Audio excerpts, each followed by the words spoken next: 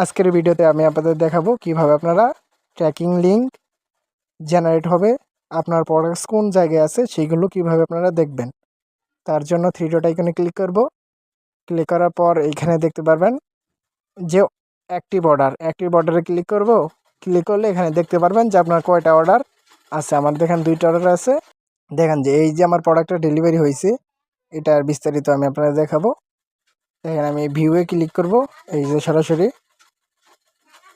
ভিউয়ে click করলে পরে নতুন একটা ড্যাশবোর্ড ওপেন হবে এরকম। দেখেন এখানে কিন্তু আমার একটা যে ট্র্যাকিং লিঙ্ক জেনারেট হয়েছে। এই দেখেন ডেলিভারি স্ট্যাটাস ডিটেলস। দেখেন আমি এটা কপি করলাম।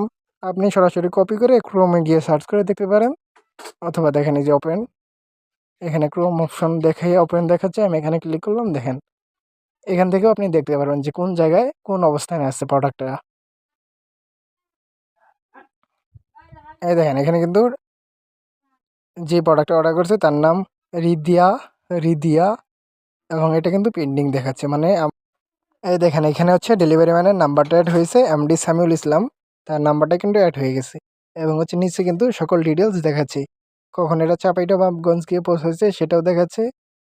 এবং হচ্ছে চাঁপাইনবাবগঞ্জ পৌঁছার পর কাস্টমারের থানা এরিয়া আছে, ওই এরিয়াতে চলে গেছে। তারপর কিন্তু কাস্টমার এর কাছে ডেলিভারি ম্যানটি প্রোডাক্টটি ডেলিভারি করে দিয়েছে। এভাবেই কিন্তু আপনারা ট্র্যাকিং লিঙ্ক দেখতে পারবেন।